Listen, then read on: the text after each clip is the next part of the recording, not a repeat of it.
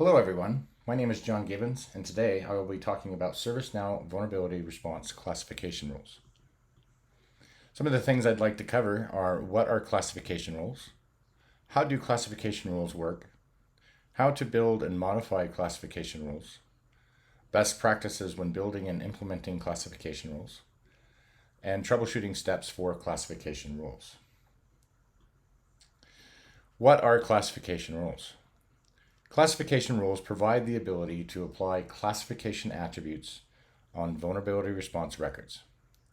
These attributes can then be reused multiple times in other triage processing logic, thereby improving the performance of triage rules such as assignment rules, vulnerability calculators, or remediation target rules. Classification rules are separated into classification groups. These are based on the table that the rule should be applied to. There is an available system property that will allow you to extend this functionality to additional tables, such as configuration compliance. The baseline classification groups are separated into the following: discovered items and vulnerability entry. How do classification rules work? Wherever vulnerabilities and discovered items are imported, the vulnerability classification rules in the respective groups get executed. Based on the conditions set within the rule, the records will get classified and the relevant classification attributes will be applied to those records. Now let's go ahead and jump into a demo. Okay, now that we've jumped into our instance, I went ahead and I went to classification groups. So this is under vulnerability response, administration, and then classification rules. We're going to go ahead and focus on a vulnerability entry classification today. So let's go ahead and dive in and create a rule. So the first thing we want to do is once we get in here, we want to go ahead and click New. This is going to go ahead and bring up the form. We want to go ahead and name this. So today we're going to be looking for Adobe-based application vulnerabilities. So let's go ahead and give this a name.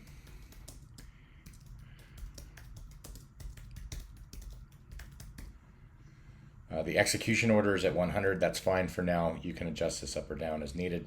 In general, you want to have more granular type rules run before broader type rules. We're going to go ahead and give this a description. It's not required, but it's good when you have types of classification rules. And then we're going to go ahead and build out the condition. And so in order to do this, we usually have to look at the data unless you know specifically what you're looking for. But let's go ahead and open up the third-party table. If we take a look at that. So what we want to do is we want to look for third-party vulnerability entries that have a vendor of Adobe. So let's just go ahead and add in a few columns here that we're going to need. If we take a look at vendor, and then let's take a look at remediation notes. And then we're going to go ahead and we're going to move all of these up a little bit so that they're right in front of us. So if we take a look for Adobe-based ones, right? So if we just do anything that contains Adobe, you can see we got about 737 of those. Generally, if that's good enough, if all Adobe-based vulnerabilities would go over, then that's a pretty simple rule. So let's start there.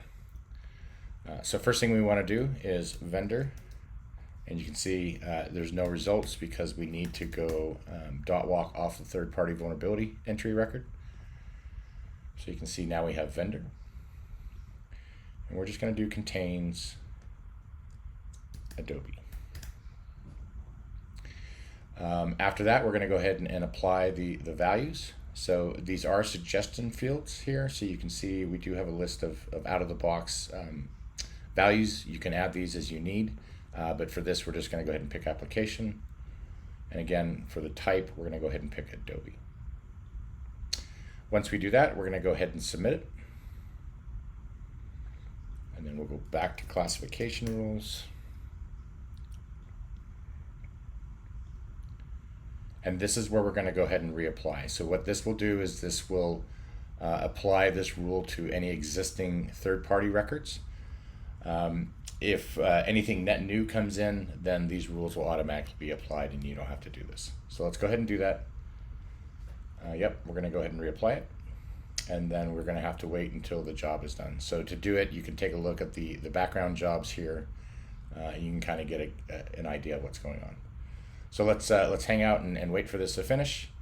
And then once we do that, we'll come back and we'll validate our data that it got applied properly.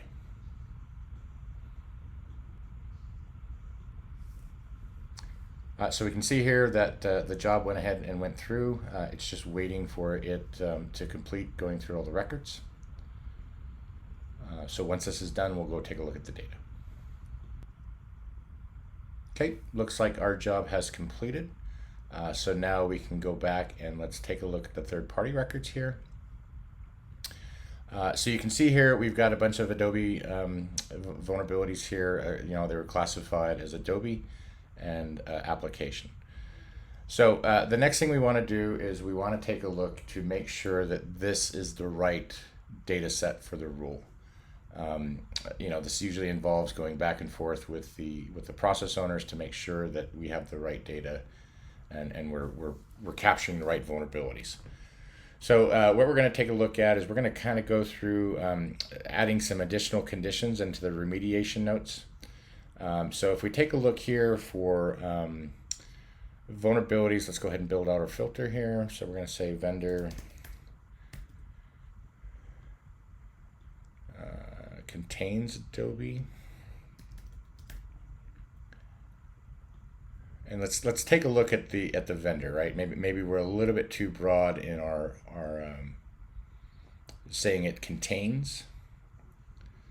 So that does not appear to be the case. It looks like everything is Adobe. Next thing we're going to do is take a look at the remediation notes here. So we're going to say and remediation notes contains upgrade 2 or update 2. Let's see if that shrinks our number down a little bit.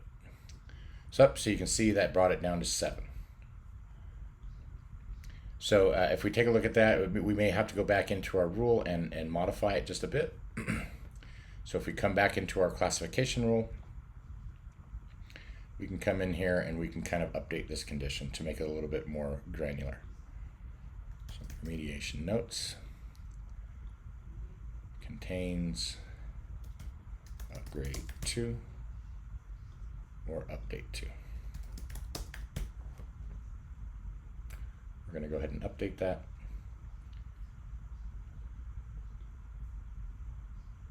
And then we're going to go ahead and reapply.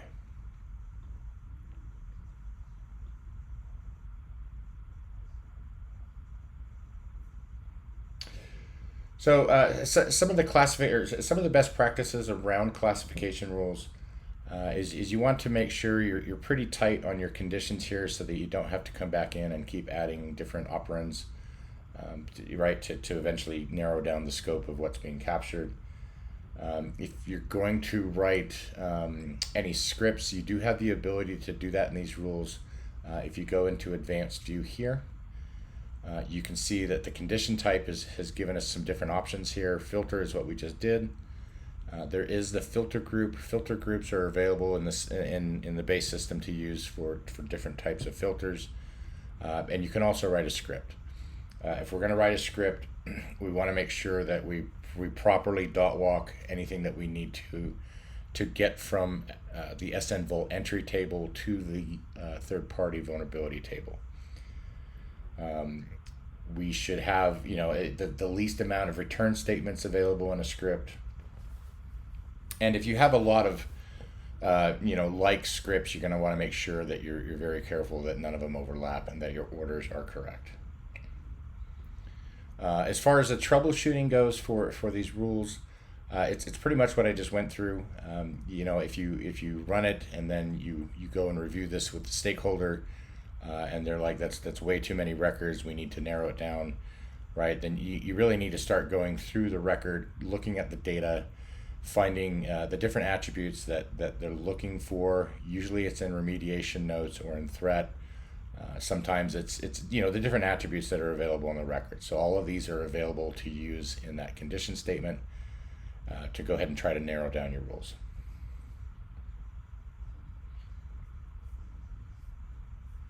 Some of the other ways that you can use this in some of the other triaging logic is, as I mentioned before, right? So if we go like to remediation target rules,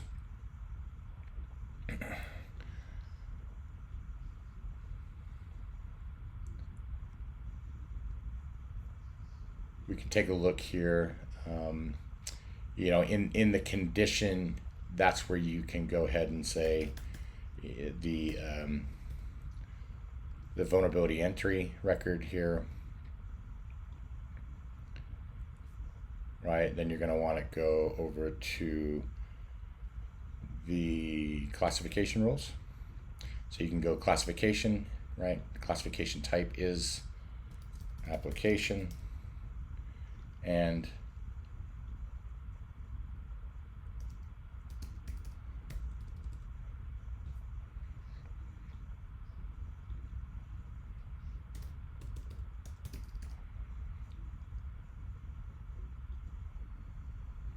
sorry, that would be Adobe, and this is application.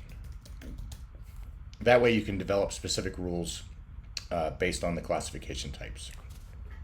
Adobe type vulnerabilities may be more critical to resolve versus normal other types of vulnerabilities. So it just gives you the flexibility to add these types in here, which should reduce any kind of processing logic that needs to be run for these rules.